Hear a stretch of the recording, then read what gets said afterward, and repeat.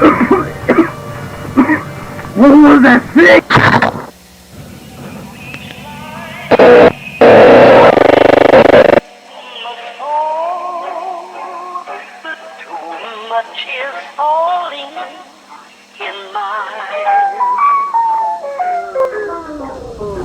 Welcome back. Today, we're going to be breaking down the long-awaited fourth installment to the WALTEN Files series, Cyberfun Tech. It's been 2 years since the WALTEN Files 3 came out, and guys, I simply cannot wait to just jump right in. So make sure you slap that subscribe button, and we're gonna just dive into the and I wanted to prepare for making this video as much as possible, but that's a little difficult with this series because a lot of strangeness happens and a lot of unpredictable events are shown. So I asked my friend Reece to record himself reacting to things, and if I see it fit, we're gonna just insert it into the video, right, Reece? Wow! That didn't answer my question.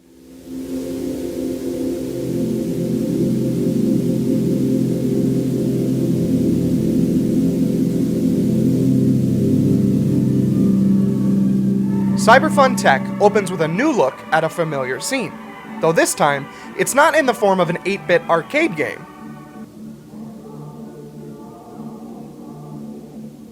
We get to see Ed and Molly Walton at their school's Spring Fling event. Come on, Molly.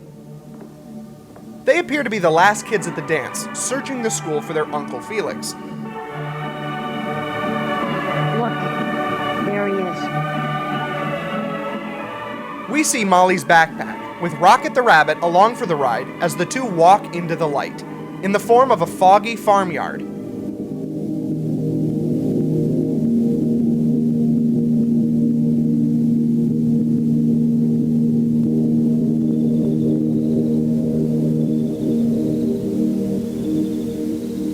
Ominous, depressing, and eerie.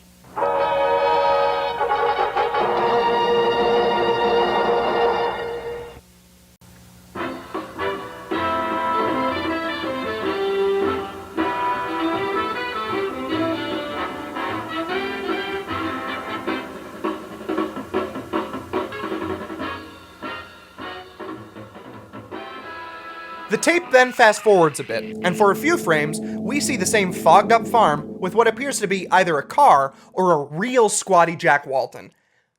It's gotta be one of the two. I'm leaning towards Jack. Speaking of Jack Walton, we see his missing poster flash on screen with his eldest daughter, Sophie, standing by. Then, we see the video menu select our first segment to this Cyberfun Tech information tape, a Bon's Burgers promo, which opens with a journal entry by one Charles Brooke, who, as we learned in Bunny Farm, has a little case of being inserted into another man. He's in a guy? He's inside of a guy. How do I say that better? Wow, he said that? We see everyone's favorite FNAF cover band, the Showstoppers, performing for a bunch of families inside of Bon's Burgers. When Bon is shown on screen, we see for a moment a red square in the middle of what looks like a forest. And before we can try to decipher that, we see a figure bathed in white light, wearing a suit and tie. Is this Jack? Is it Felix? Is it my dad? It'd be cool if it was. I hope that's my dad.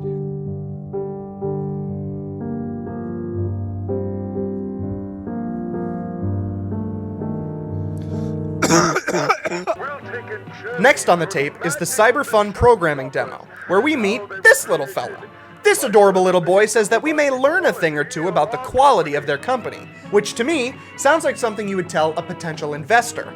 And it looks like we just discovered who this tape was originally made for.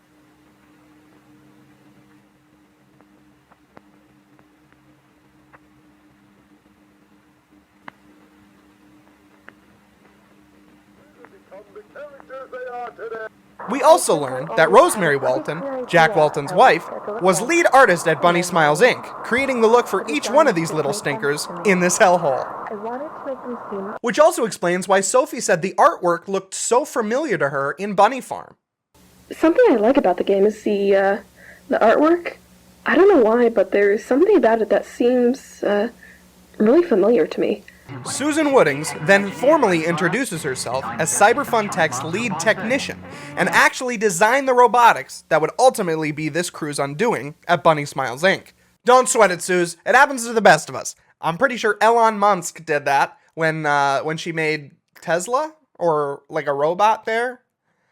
I'm not too up to date on current events.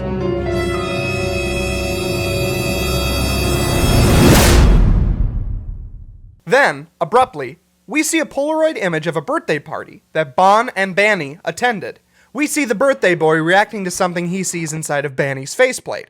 I'll give you one fucking guess as to what that is.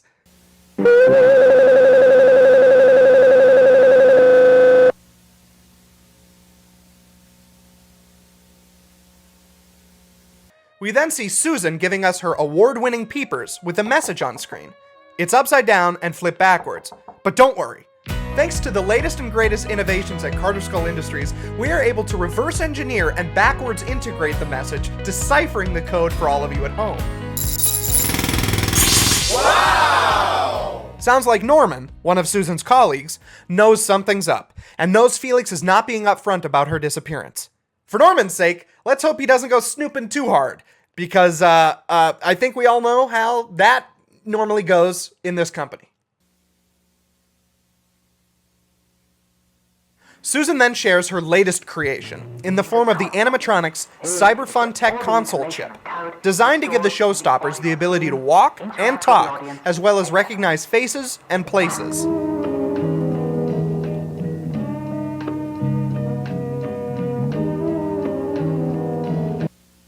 Next, we see the screen of a terminal connected to the CTC as Susan and Charles test the new system.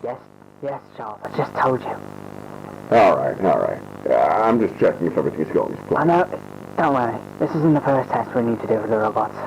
All right, great. What's interesting here is we are seeing what the system inside the console is seeing. A top-down scan of the environment with people represented by little sprites that look just like them. And where have we seen that before? Hold that thought. It might just come up later. Charles and Susan then discuss Felix's growing drinking problems as they test the facial tracking system. A system that can recognize the faces of those scanned into a database within the chip. Knowing Felix, he's probably drinking somewhere in town. Does Jack or Rose know? Nope, I don't think Linda told him about it either. Susan, we have to tell them. I think even Chris knows about the addiction. Let's just focus on work for now, shall we? Right. So, I'm checking my notes right now. What's up to do? Apparently, Ed and Molly are already recognized by the console, but it still has some issues recognizing Sophie. I guess that explains this.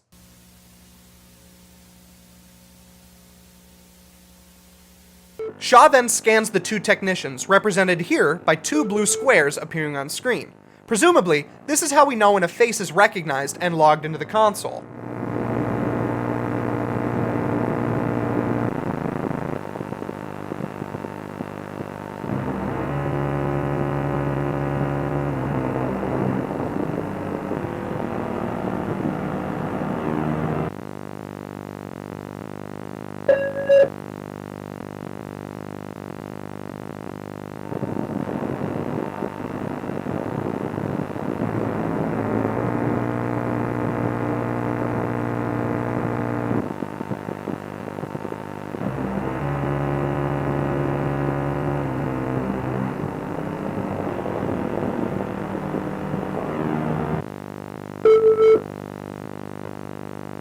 Ah, great. Everything seems to be working properly. Huh. So that means no more testing for today? Yep, pretty much. Ah, sweet. I could really use a beer right now. Reminds me of what we were talking about earlier. The next recording takes place 11 days after Ed and Molly are killed in the crash.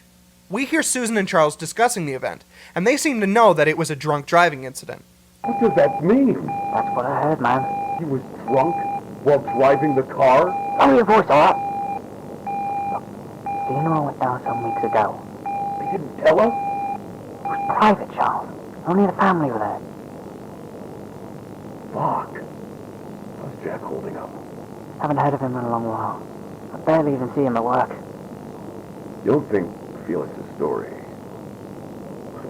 Lies, don't you? Story? I think it's bullshit. I think something else happened, man. Something worse. God. So they're gone?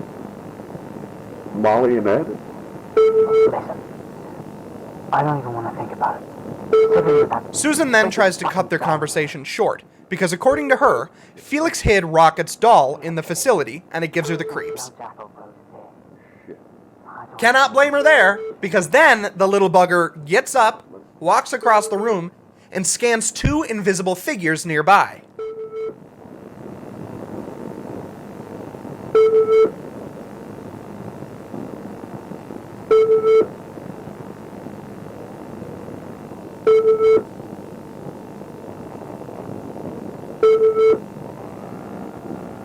Maybe it's recognizing someone. Or two someones. Maybe two little guys. Maybe two little ghost children. Maybe they are recognizing Ed and Molly.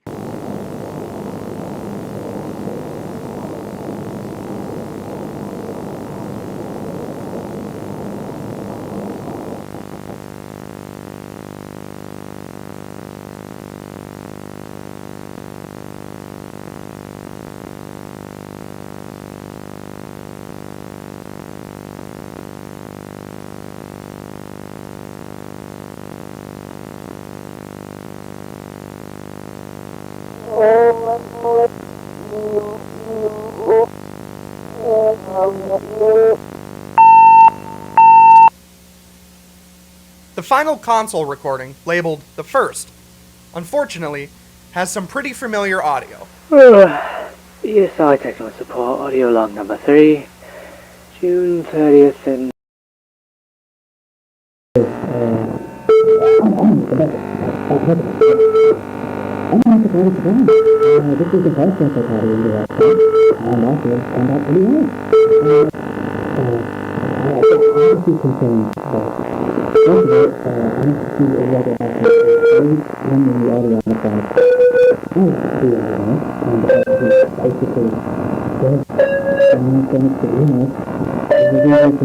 We then get to see another new and improved view of how Susan met her fate.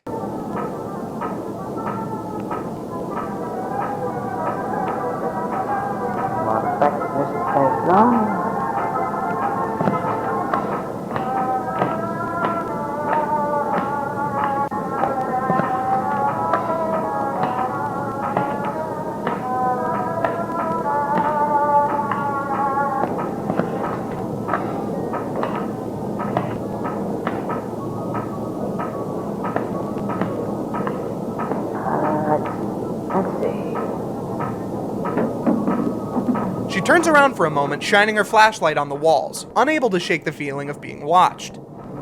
She discovers a locked box on the floor as we hear heavy metal footsteps approaching her from behind.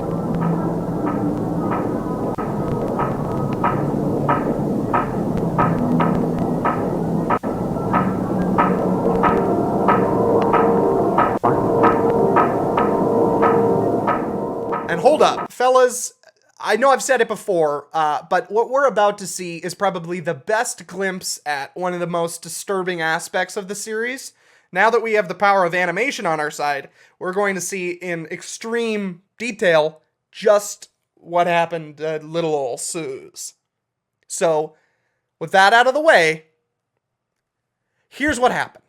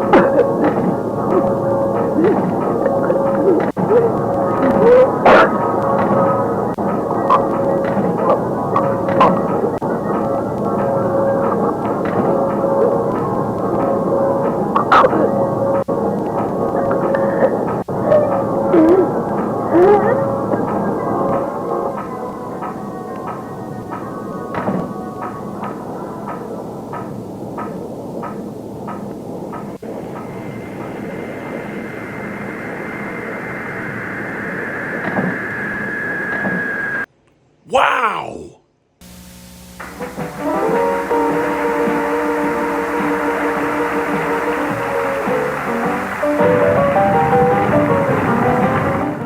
We then flash back a bit, hours after the car crash. Jack Walton speeds over to Felix's house to confront him about his missing children.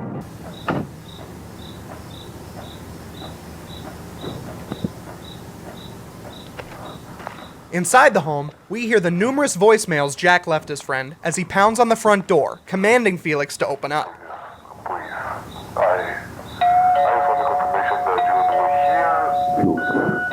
Maybe nothing, maybe it's just the traffic, whatever, but it's not good right now, so it's just, open the door. The wind that whoever's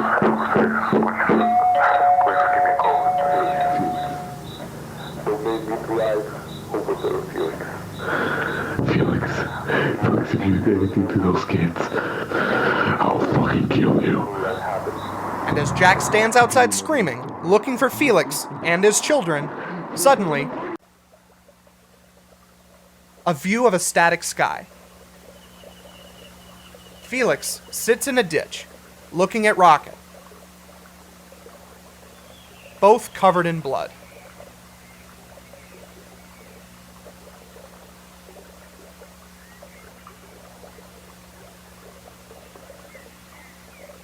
Three graves.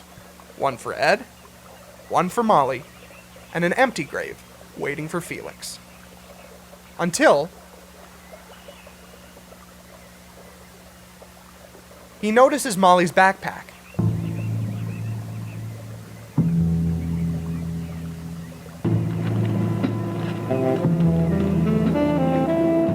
Felix decides he can't leave any evidence for his gruesome crimes, and walks it to the edge of a cliff overlooking the river.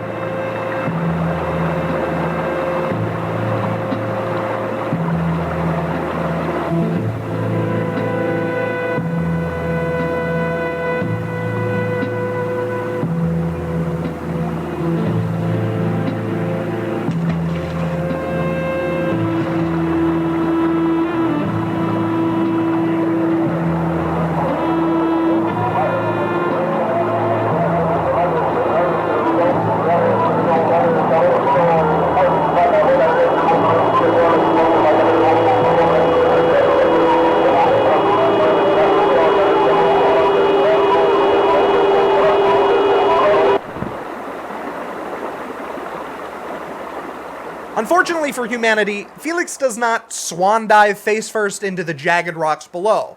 Instead, he sits on the edge of the cliff contemplating what he's just done.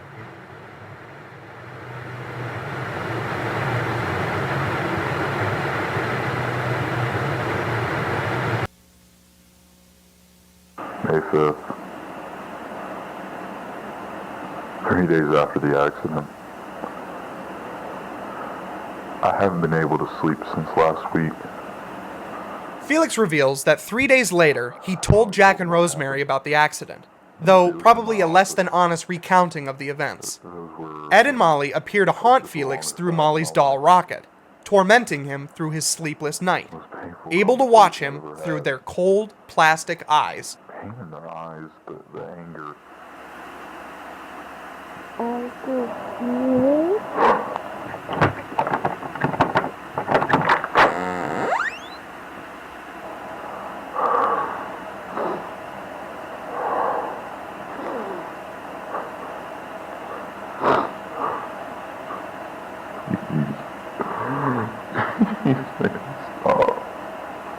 Make it stop.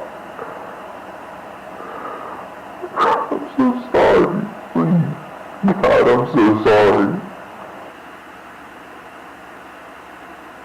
It's a reminder of this huge mistake and how there's nothing I can do to make it better. Which, unfortunately, means that once Felix discarded the doll in the employees-only section of Bond's Burgers, they both got to witness the horrors being performed on Susan's motionless body, as Bond mockingly shoves her into Banny's animatronic frame. Woof!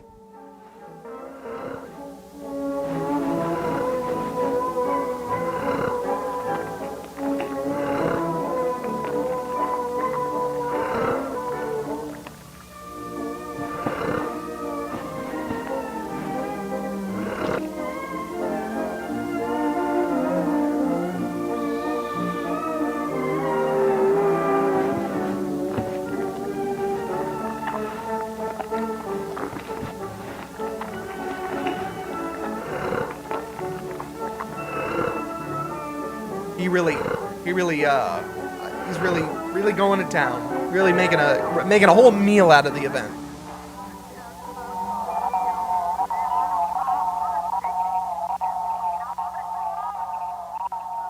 We are then brought back to the foggy limbo we saw Ed and Molly enter at the beginning of our video, as Molly begs her older brother to help Susan as she enters the farm.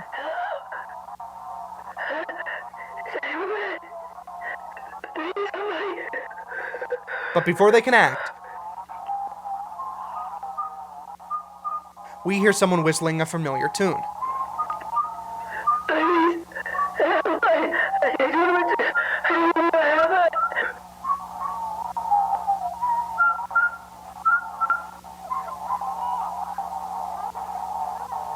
I can hear you, Susan.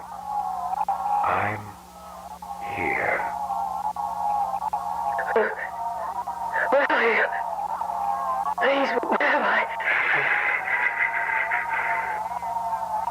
Don't you worry. You're in safe hands, Susan. Welcome to Wonderland. Your new home. Isn't it beautiful? The voice explains that Susan's spirit has entered Wonderland, a sort of world between life and death as her body slowly dies inside of Banny. Not yet, at least. Your heart is still beating, but your body is now functionless. Out there, you're slowly suffocating. I would know. Who are you? Oh, where are my manners? Pleasure to meet you. My name is Bomb, and you're Susan. He introduces himself as Bomb and offers Susan the gift of rebirth. I don't understand. That is the new you. A wonderful gift that will eventually become your new body. Just like a beautiful butterfly bursting from a cocoon. You will be reborn. What am I listening? You don't have to listen to me. That is up to you. But what other choice do you have? A spirit can't survive without being tethered to a vessel. I know you're scared. I was too. But everything will be okay. I don't... Apologies for what I had to do to you. But look, the hard part is over with now. Besides, you can't make an omelet without breaking a few eggs.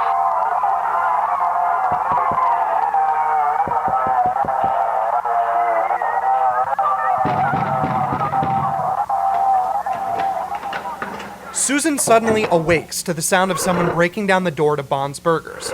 Unable to call out for help, she watches as the figure walks into the room, presumably unaware that she lies within her animatronic prison.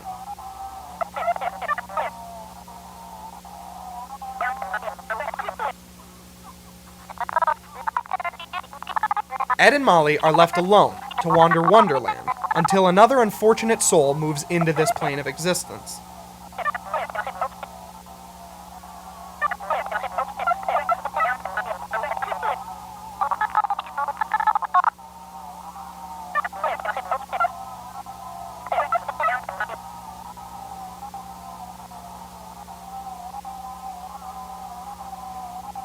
The siblings hold hands, walking aimlessly into the fog, as the Walton Files Part 4 comes to an end. Okie dokie. See you later. Well, there you have it, the fourth official installment to the Walton Files series, and I think it was worth the wait. What's that? Are you kidding me? A second video has hit my sub feed. All right. I'll let him know. All right, sounds good. I love you. Guys, I've just been informed that a second video has been uploaded, hidden through 2 half URLs in the video. Fuck. You see, thanks to the latest and greatest innovations at Carter Skull Industries, we are able to backwards integrate and reverse engineer 2 half YouTube URLs, putting them together to give us Lacrimosa,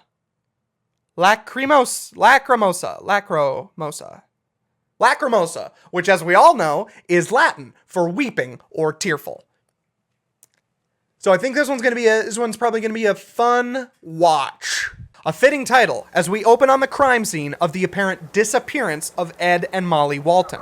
In the description of the video, we learn that after burying the children in the St. Juanes forest, Felix Kranken turned himself in to the Brighton City Police Department, claiming that he awoke after the crash to find the children missing. Cool move? Cool move, dude.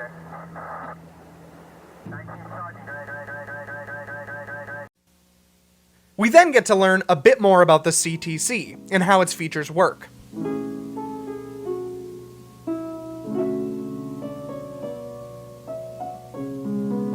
The Cyberfun Tech console is a data disk filled with all the vital information of the Bond Burgers animatronics. The console contains the main patterns for the robot's movements and interactions with the customers.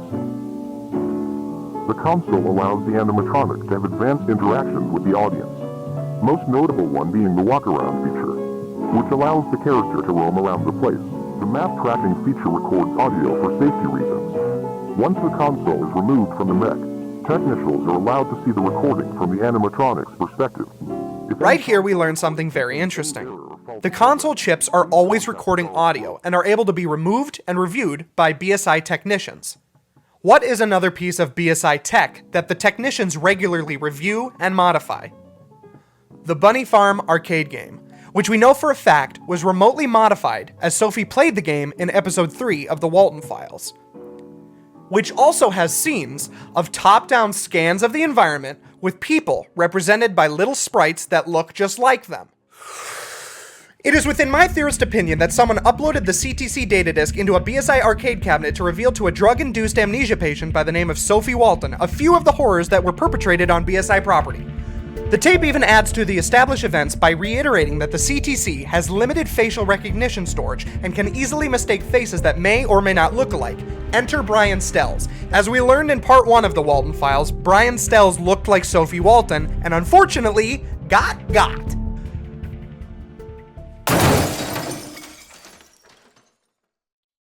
We then get to see a little bit more of what happened to Susan, as a voicemail from Charles is heard asking the whereabouts of the missing BSI technician. We're all really worried over here that something may have happened to her. Apparently she was here on the 30th, but I'm not sure. I called in sick that day. Please, if anyone has any information, call me. Please. If only they checked that stinky-ass purple rabbit suit oozing red from the facial area. We know this kid did. Susan walks around heavily breathing, searching for a way out of the building, being met with seemingly endless hallways, much like we saw in part 1. When suddenly, she sees an open door.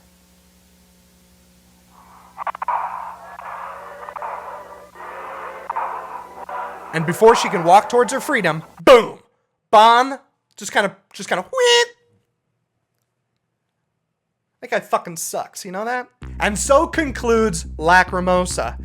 God, I love this series, and I love that even though after years of waiting for a new part, we also get this little chunk of lore, which, as YouTube's acting MatPat replacement, I'm a big fan of.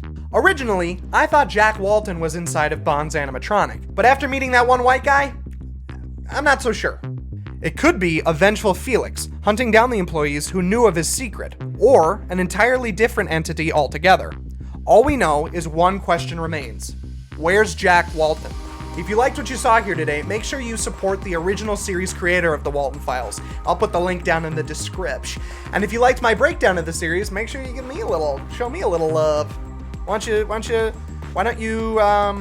you make like a Walton and Okie dokie. See you later.